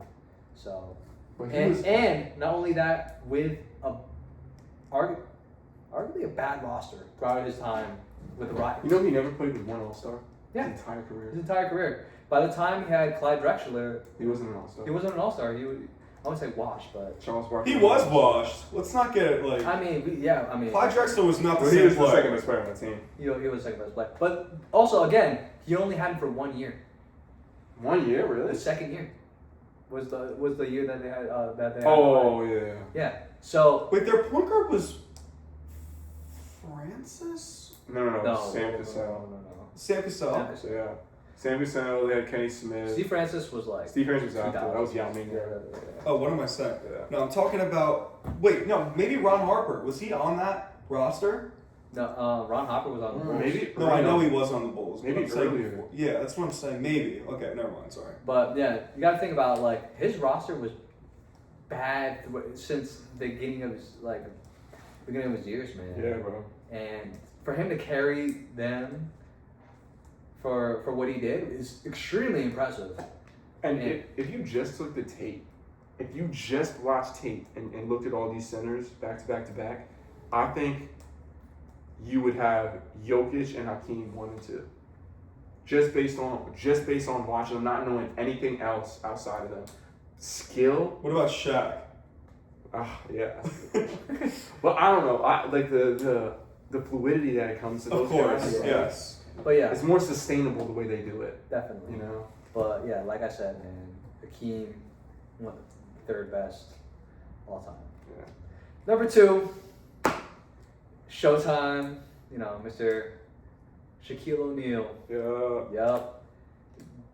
The most dominant So, center of all time. Obviously, his stint with the Lakers is undisputed, one of the best runs in NBA history. Like, gotta give him that. Like, obviously, 3 finals MVPs, Yeah. undisputed best player on that team, going up against some of the best competition out there, and 1 year only losing a game, having almost a perfect playoff run, yeah. losing 1 game against Allen Iverson, and then the rest was sweeps. Yeah. That is unheard of. People compare that team to the 2017 Golden State Warriors, not based on roster depth, based on how dominant Shaq was. Exactly, The 2017 Warriors.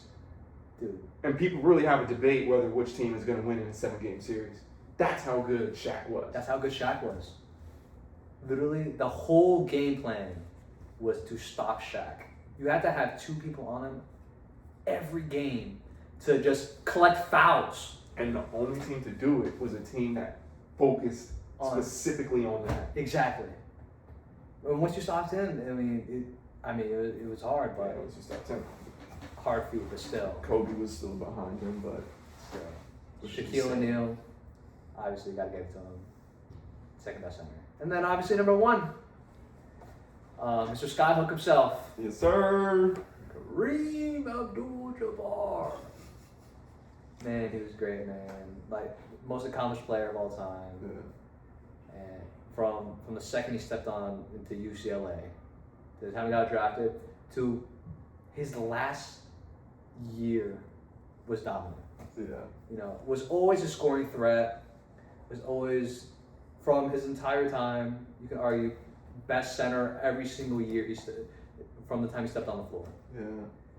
Obviously, from the second he stepped on the floor, was giving Wilt Chamberlain problems as a rookie. Yeah. Wilt Chamberlain said when he was alive that he was the most annoying player he ever had to play against. And, you know, that holds true, man. That's Kareem Abdul-Jabbar. And that was when the Lakers were winning championships when he came in. So you got to give it respect. And, yeah, Kareem, one of the best. I want to hear your list. My 5, I'll make this somewhat quick, but my 5 is David Robinson. No, it's not. Are you serious? Yeah. When you look at it, numbers wise, he was Wemby back then. This guy was a freak. Putting up crazy numbers. He's a guy who's dropped 71 points in a game. He's a guy who's dropped one of the only quadruple doubles, where he had, he had 34 points, 10 rebounds, 10 assists, and 10 blocks in one game. But This don't is you- a guy who put up numbers like we really have rarely seen at that position. But don't you think his playoff success also hinders him as well? I think during the playoffs, it really hindered him that always losing to Hakeem, not really getting out there that much. Obviously, not a very well-run franchise. Also, that 70-point game was just to win MVP at the end of the day. Like, he knew that MVP was between him and Shaq. And obviously, to get that MVP, he had to score 70 at the end of the season. Mind you. Obviously, I'm not going to take away from 70 points, but still. like, Listen, at the end of the day, he's a guy who won Rookie of the Year, Defensive Player of the Year many times, and an MVP. He's actually the only player in NBA history to have 3 of those awards. I have him as my 5. My 4. Okay. My 4 is Jokic. Unbelievable player, obviously, you guys kind of covered it. Offensively gifted, arguably the greatest IQ in NBA history. A guy who is a real scoring threat from anywhere on the floor, including 3 quarters down. This guy throws a ball into a hoop like I've never seen before, like it's just effortless. Obviously, he's not the same defender as these other centers, but from an offensive standpoint, we've never seen anything from a big like Nikola Jokic. From you can say guard as well. Like his Yeah. IQ, Yeah, that's true. guard be top 5 in NBA history. And I would 100% agree with that. And he might not even be 5. Oh, I don't think he's 5. Yeah. Exactly. My 3 is Hakeem. Again, you guys had it. Defensively, probably the best at his position ever. I think we all agree. He was a force at the rim. He was actually a decent mid to perimeter defender later in his career. Yeah. My 2, you have to go Shaq. Most dominant basketball player of all time. I thought I was gonna have a controversial list. And my 1 was Kareem. Absolutely. I thought I was gonna have a controversial list. I really thought. I think I have the exact same list as you. I'm not gonna lie. I think So we why did you say that you thought that I was gonna get hate from my list? honestly don't know. I think maybe. Did you think I was gonna go with Hakeem at the 2? Yeah, I thought that's why I was saying Shaq. So that's why I thought you would do Shaq as your 3rd. Nah, because for my all-time list, I have Shaq pretty high. Not gonna lie. Okay. So I have Shaq higher than Kobe on my list personally. all-time list Yeah. for Yeah. sure. Yeah, I agree.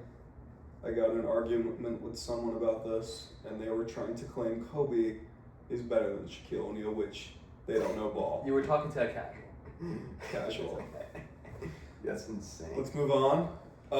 Let's all go through 2 players that we think have the most to prove this season. Obviously, we might have repeats, but let's just name another player. So, All right, that's no problem. I think I really want to hear what your players are. yeah, I'll go first with this. My first is Zion Williamson. I'm actually wearing this guy's jersey right now. Yeah, The squad was this guy was once looked at as a generational talent. A guy who was going to change the NBA and make an immediate impact in the league. That has not been the case whatsoever. He's been hindered by injuries, hindered by weight issues, hindered by conditioning issues. It has not been a great start to Zion Williamson's career. The media has torn him up since he got into the league. And he hasn't helped himself. He has not helped Yeah, himself. he's been on a lot He of literally has weight restrictions in his contract. Yes. But there's good news. He is fully healthy right now. He looks great. Better than he has been ever looked. In He his looks career. better right now than he did in college. Yeah. And this potentially could be his breakout season. We know what Zion brings to the table as a scorer, Yeah. in transition, catching lobs. He is a very underrated passer. Super efficient. You can run a system through that guy. Yeah. The only question is, can this guy stay on the floor? Can this guy bring New Orleans back to the playoffs? A city that is so desperate for something, because they have nothing in every sport. They are just not good. I agree. Yo, But my first player is Zion Williamson. For That's- sure. that's- I like that. That's the first player I wrote down as well. And just to add to that, like Zion, it's not just that Zion needs to play; he needs to play over 30 minutes. Right? There was a season, I think it was 2 seasons ago. He ended up playing 70 games that season. Started each game. He was playing 30 minutes a game and averaged 20 points. That's not the production that we're used to seeing from Zion. Second year Zion was averaging 27 on 70% from the field, playing 33, I think 34 minutes per game back then. If he's, we could realistically look at him as a top 5 player in the league if he plays all game. If we've seen what we've seen from him. Yeah. Top 10. Top 10. But it doesn't just come down to being available. It comes down to playing when available. Yeah. To Of like, course. he needs to play over 30 minutes a game if they want to really maximize what they can get out of him this season. Yeah. I also want to see more leadership from him moving forward. I feel like Pelicans has kind of had a little bit of a broken locker room the past couple of years. Yeah. I love their coach, Willie Green. I think they have a chance to be a play-in team this season. Yeah. I really do. I think they could be yeah. one of the worst teams in the league, but I think their ceiling. This is kind of crazy to say, but I think the Pelicans' ceiling this season is a 5 or 6 seed. I'm not That's even. not, that's not, that's that. not a hot take. That's not a hot take. I just think Zion. I hold so much value to Zion, though. 100%, and that Zion means everything here, Yeah. right? Exactly. Because even if Trey Murphy, Herb Jones, Poole, Looney, All play out of their minds. out of their minds, they still don't have the star power to compete with these other Western Conference teams. For sure. Moving on, All right. who you wanted to go? Yeah, with sure. player? I actually didn't go with a player. I went with the coach. Ooh, okay, I like I that. think the person with the highest pressure on him is Mike Brown. Yeah. Mike Brown. Wow, I is love that. under so much he is. pressure. He's under the biggest microscope in In all sports. In all the sports. You're in New York. Your team was expected to go to the finals last year. You know, off the back of Tom Thibodeau. And what do? You take him away. You take away the coach that has been leading this team to success for all these years, right? You can't contribute the Knicks winning without Tom Thibodeau. Mhm. You can't.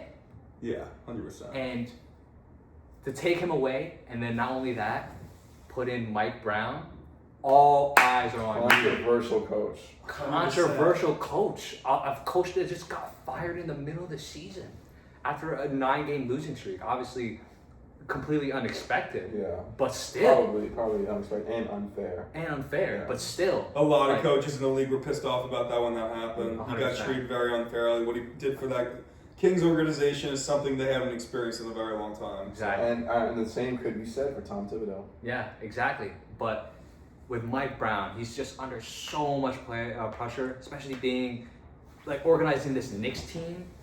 I'm gonna say this Knicks team, a failing season to them is not making the finals. As a Knicks fan, that's 100% correct. 100%. As a Knicks Yeah. fan, if we don't make the finals, it will be a disappointment of the year. Yeah, it will be a disappointment of the year, and that's a lot of pressure on a coach, especially coming into this Knicks team. Obviously, this team's loaded. We know this team's loaded, but Mike Brown, all eyes are on him to see if he can lead this team, especially coming off the back of an incredible coach like Tom Thibodeau. You can argue that Mike Brown has a bigger microscope on him this season than JJ Redick as a first-year coach had last season. 100%. Which is kind of a crazy concept because Mike Brown's a seasoned championship-winning head coach. Yeah, and Oh wait, sorry, assistant coach, but just coach in general. yeah. And now, who knows? Who really knows? This I think team is gonna be. The only good thing I think for him is that these players are signed long term, so it's not like it's a one or done year, right? It's not like if they don't win this year, it's the end of the road for them because they've signed everyone basically long term now. So I think the window for him is probably these next 3 years, but ultimately, as a Knicks fan, if we don't make the finals, it will be a disappointment. In reality, Cleveland is such a good team. Like, if we make the Eastern Conference Finals again, that would suffice in terms of, all right, I trust him as a coach. Is it? We weren't supposed to make the Eastern Conference Finals last year. But now you are. Yeah, and yeah. You are. I mean, now that we've seen that they can make it, and now that the East has obviously gotten worse, teams falling off, the Pacers and Boston, it's like you 100% are supposed to make the East. Yeah, we are this year, yeah. Guaranteed. Like it shouldn't be in the question. Yeah. That's how certain it should be. But I don't think if we only make the Eastern Conference Finals, Mike Brown did a bad job. That's Okay. Okay. What would you say the floor for the next season is? Like, what's the worst possible situation for the Knicks this season? Obviously, I'm not talking if Jalen Brunson gets hurt. I'm saying record-wise. Record-wise, I could see honestly worst 7. Wow, that was a lot lower than I was expecting. Yeah. I was gonna say worth 5th. I was going to say 5 or 6, yeah. I think because it might not mesh, bro. Already Cat was, I really hate to see it, but Cat was frustrated in a press conference about the offense, and it's like, and think about it, it's a complete switch. We have never seen Brunson in in an offense that wasn't focused around him. Even with Jason Kidd, he was taking over Luka's role in the playoffs, and he's striving with that. And then he took that role in the Knicks. Mike Brown's offense is very different. Like, that's what he was prided on in Sacramento, was the way they moved the ball, the speed they played with, Yeah. just their offensive sets. It's not how Tom Thibodeau ran things, and they had a lot of success under Tom. Exactly. So, So yeah, the highest pressure, give me Mike Brown. But yeah, let me hear that's you. not Let me hear much. you. those are good ones. See, I have a good one that I think this player is under a lot of pressure, and yeah, I'm looking at you specifically. This guy plays for the Atlanta Hawks, okay? We've heard a lot about this young kid, right, from Oklahoma, whether or not he's the next Steph Curry. Let's all calm down about that. Rolling the dice on MSG like he's ever won anything, really. There's a lot of pressure on Trae Young to perform, okay? Is this guy a 1A team on a championship contender? I don't know. But that's what they're acting like he is. This is the year he has to prove it. This is the best roster that the Atlanta Hawks have ever surrounded around Trae Young. This is the most depth they've had. This is the best shooting that they've had. It's time that we get some results. Now, he outperformed that one year where he made the Eastern Conference Finals. But hold on a minute. It don't mean a damn thing when the Knicks make the Eastern Conference Finals. But when Trae Young does it, oh, we can give him a break. No. Trae Young has a lot of pressure going into this season. Atlanta is expected to do very good. And if they don't, whose fault is that going to be on? Because it can't be on the GM at this point. No. So, I got Trae Young. I would argue that Trae Young doesn't have as much pressure as these other guys like Zion, Paul George, Joel Embiid. KD.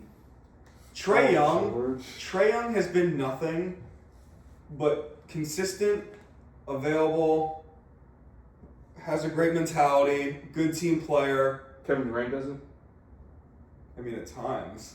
But Oh, like, he's under but more we pressure? look at. But I we didn't look say at. Kevin Durant. I say Kevin Durant because we hold Kevin Durant to different standards, Yeah, we do hold that, yeah. and their situation is very different. So who do you think's under more pressure, Kevin Durant or Trae Young? Kevin Durant. You're looked at Definitely. as the plug to not only compete in the regular season, but to compete for a championship. The Rockets' window for winning a championship opened up right as they signed KD. So you are expected to be great. If you have the same That's a good performance, point, If Guy. you have the same performance that you did with the Suns, how do we look at KD? Yeah. How can we look at KD as anything great? Mm-hmm. His regression from the all-time list almost vanishes Yeah. if he doesn't take the Suns team anywhere.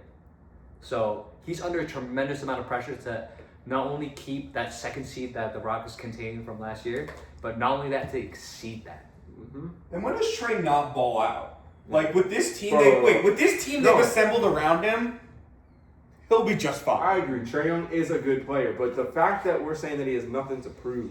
But Okay. who's under more pressure? I think he's proven Okay, it. I put Kevin Durant higher on my list as well. I put Kevin Durant because I'll be the first one to criticize Kevin Durant and his recent performances and what's expected out of him this season. But Kevin Durant, I don't think is the best player on this team. Trae Young is. Trae Young hasn't proved anything really throughout his career. Kevin Durant has at least proven something. It's about damn time for Trae Young that we decide what he's going to be in this league. Kevin Durant has already established that. So I think there's a Has lot of Trae Young pressure. not established himself as one of the best Is he point guards is in he the the league? best player on a championship team? That's a big distinction because that's the conversation we have about Donovan Mitchell. Is he the best player on a championship team? We also talk about it with Jalen Brunson too. Yeah, that is a conversation. And both those guys are better than Trae Young. So That's an opinion. that. Yeah. But yeah. All right, I just want to say one more player that I had. Okay. Yeah. Jaylen Brown. Okay, I think there is a lot of pressure on this guy this season. Okay, Interesting too. There's definitely. That's a good one, man. Obviously, you got to bring it up, right?